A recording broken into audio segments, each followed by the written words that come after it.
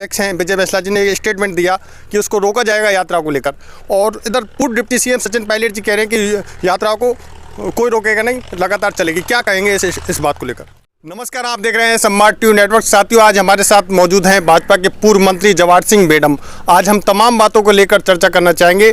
आइए हम सीधे ही मिलवाते हैं आपको पूर्व मंत्री जवाहर सिंह बेडम जी से। सर, हम आपसे पहला सवाल करना चाहेंगे, जो भारत जोड़ो यात्रा ये चल रही है राहुल गांधी जी की, जो राजस्थान में प्रवेश करने वाली है, इस पर अभी हाल ही में जो गुर्जर आरक्षण संघर्ष समिति अध्यक्ष हैं विजय बैंसला जी ने ये स्टेटमेंट दिया कि उसको रोका जाएगा यात्रा को लेकर, और इधर पूर्व डिप्टी सीएम सचिन पायलट जी कह रहे हैं कि यात्रा को कोई रोकेगा नहीं, लगातार चलेगी। क्या कहेंगे इस बात को लेकर?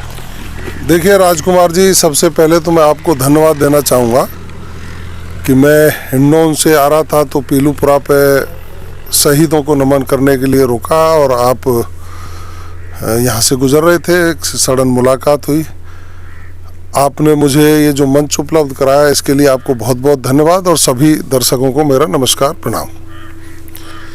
देखिए, आपका प्रश्न है भारत जोड़ो यात्रा पर राहुल गांधी जी निकले हैं जी, और उस पर गुर्जर आरक्षण संघर्ष समिति के अध्यक्ष भाई विजय बैंसला जी ने बयान दिया है कि गुर्जर समाज की मांगों को यदि नहीं माना गया तो हम यात्रा को रोकेंगे जी। दूसरी तरफ आपने कहा है कि पूर्व डिप्टी सीएम सचिन पायलट साहब ने कहा है कि यात्रा जारी रहेगी। देखिए, इसमें साफ नज़र आता है 2019 में कांग्रेस की जो वर्तमान सरकार है, इसने लिखित समझौता किया जी कि गुर्जर समाज के बैकलॉग की समस्या है, मुकदमों की समस्या है, 233 जो लड़के हैं उनकी समस्या है। पहले जो सुप्रीम कोर्ट में गया मामला, वो बच्चों को 1200 से कुछ ज़्यादा को नियुक्तियां मिली, उनके फिक्सेशन का मामला है, और वो और भी समस्या है।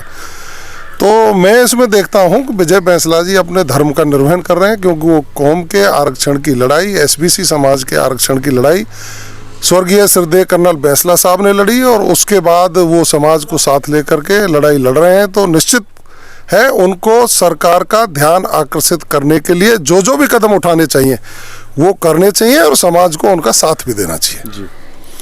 पूर्व डिप्टी सीएम साहब के बयान को मैंने शायद आपके ही इस पे सम्राट टीवी नेटवर्क पे ही देखा है। वो अपनी पार्टी धर्म निभा रहे हैं जी। विजय बैंसला जी कौम के धर्म को निभा रहे हैं, वो पार्टी धर्म निभा रहे हैं। उन्होंने कहा है कि यात्रा जारी रहेगी। उन्होंने एक शब्द और कहा कि भाई ओबीसी की जो विसंगतियां हैं जी, उस पर मुख्यमंत्री जी को संज्ञान लेना चाहिए। अच्छा रहता ओबीसी के साथ साथ एमबीसी की विसंगतियों पर भी वो चर्चा करते, क्योंकि वो भी गुर्जर समाज से ही आते हैं, और समाज के लोग काफ़ी उनमें उम्मीदें भी देखते हैं। हम सब लोग राजनीतिक क्षेत्र में काम करते हैं, तो कोई जवाहर बेडम से उम्मीद करता है, कोई सचिन पायलट साहब से उम्मीद करता है, कोई दूसरे लोगों से उम्मीद करता है। राजनीतिक क्षेत्र में जो काम करने वाले कार्यकर्ता हैं, उससे समाज और वंचित जो लोग हैं वो उम्मीद करते हैं।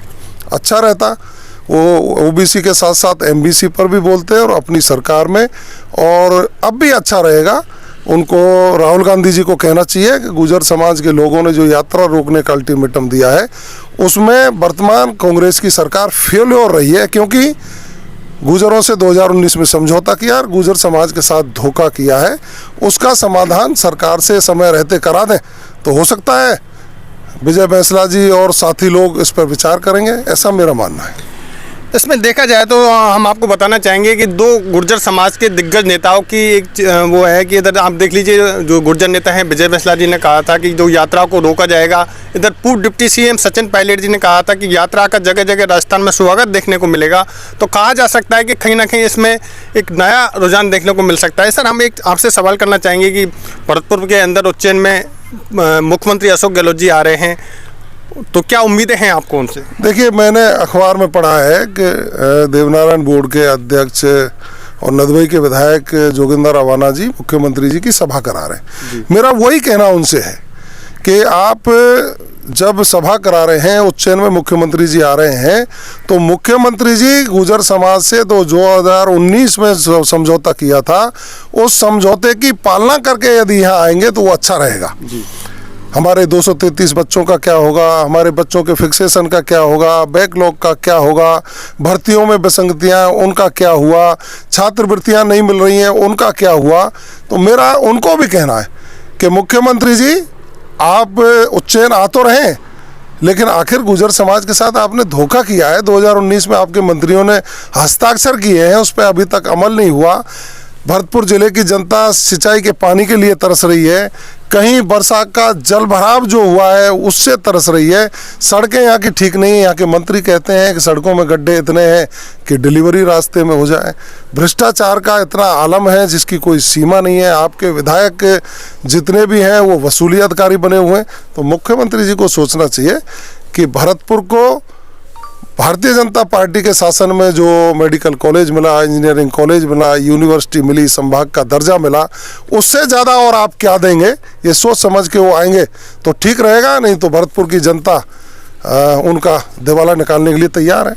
जी, हम आपसे एक सवाल और करना चाहेंगे। जो PWD मंत्री हैं भजन लाल जाटव जी हमेशा कहते हैं, कहीं भी जाते हैं तो वहाँ नज़र आते हैं कि बीजेपी का कहीं काम देखने को नहीं मिला। 20-25 सालों से तो मैं देख रहा हूँ कहीं विकास देखने को नहीं मिला। इसको लेकर आप क्या कहोगे? भजनलाल जी स्वयं ही अपने क्षेत्रीय सड़कों के बारे में बोले हैं, उन्होंने सड़क उखड़ी हुई है, गुणवत्ता कितनी खराब है। भजनलाल जी आप भरतपुर जिले से आते हैं, मैंने पहले भी इंटरव्यू में कहा यदि मुख्यमंत्री जी आपकी नहीं सुनते हैं तो हम लोग मुख्यमंत्री जी के पास चलें और उनसे कहें कि भाई आपने इनको मंत्री बना रखा है तो इनको अधिकार भी दो। इनकी ठेकेदार नहीं सुन रहे, इनके PWD के अधिकारी नहीं सुन रहे, और उनको चाहिए कि भरतपुर जिले की कनेक्टिविटी, भरतपुर जिले के रोड अच्छे हों, वरना तो जनता मूल्यांकन करना जानती है, करेगी भी। सर जैसे आप आज हिंडौन सिटी पहुंचे, वहाँ पर जो किसान महापंचायत हुई उसमें आपने संबोधित किया, क्या आपको रुझान देखने को मिल रहा है किसानों के प्रति? देखिए पूरे राजस्थान में जनता त्रहमाम कर रही है।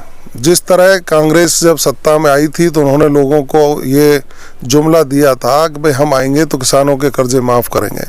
उन्होंने ये भी कहा था कि बेरोजगारों को भत्ता देंगे। उन्होंने ये भी कहा था कि बिजली के बिलों की दरें हम नहीं बढ़ाएंगे। उन्होंने ये भी कहा था कानून व्यवस्था हम दुरुस्त करेंगे। उन्होंने ये भी कहा था कि बेरोजगारों को रोजगार देंगे। आज बेरोजगार गुजरात में जाके पदयात्रा अशोक गहलोत जी के खिलाफ निकाल रहा है। किसान बेचारा रोज बैंक के चक्कर लगाता है कि मेरे संपूर्ण कर्जा माफ़ हुआ कि नहीं हुआ। बेरोजगारी भत्ते के नाम पर 1 पैसा किसी को मिला नहीं, और उल्टा बिजली आती नहीं, बिल का करंट जरूर लोगों के उसमें आता है। तो आज हिंडौन में किसानों की विशाल सभा थी, प्रदर्शन किया है, और 1 दिसंबर से 13 दिसंबर तक जन आक्रोश यात्रा पूरे राजस्थान में 200 विधानसभा क्षेत्रों में निकलेगी। समस्याओं का संकलन भी करेंगे और सरकार के खिलाफ आक्रोश व्यक्त करेंगे, और उसके बाद विधानसभा स्तर पर बड़ी सभाएं होंगी और इस सरकार को आगाह किया जाएगा कि आप फेल्योर हैं, जनता की उम्मीदों पर खरे नहीं उतरे, कुर्सी छोड़िए, गद्दी छोड़िए, और भारतीय जनता पार्टी शासन करने के लिए तैयार है। कहीं ना कहीं ऐसा भी देखने को आ रहा है विडम जी कि जैसे आज कांग्रेस में एक मुख्यमंत्री की सीट पर लड़ाई देखने को कहा जा सकता है कि लड़ाई देखने को मिल रहा है कि कुर्सी की लड़ाई है कि मेरी पद पर, तो कहीं ना कहीं सतीश पूनिया जी और पूर्व उप मुख्यमंत्री वसुंधरा राजे जी, तो इसमें चेहरा कौन सा रहेगा मुख्यमंत्री का 2023 में? देखिए भारतीय जनता पार्टी का केंद्रीय नेतृत्व हमेशा तय करता है कि हम किस तरह चुनाव लड़ेंगे। ये विषय है केंद्रीय नेतृत्व का, पार्लियामेंट्री बोर्ड का, वो क्या तय करेंगे। लेकिन भारतीय जनता पार्टी कमल के फूल के चुनाव चिन्ह पर और माननीय नरेंद्र मोदी जी के नेतृत्व में विधानसभा चुनाव के लिए पूरी तैयारी से जुटी हुई है, और राजस्थान में 2023 में होने वाले चुनाव में निश्चित रूप से भारतीय जनता पार्टी प्रचंड बहुमत से आएगी। ये कांग्रेस की निकम्मी कलमुही सरकार से पीछा छुड़ाने को राजस्थान की जनता तैयार बैठी है। जी, थैंक यू। ये साथियों, ये थे हमारे साथ भाजपा के पूर्व मंत्री जवाहर सिंह बेडम। ब्यूरो रिपोर्ट, संवाद टीवी नेटवर्क।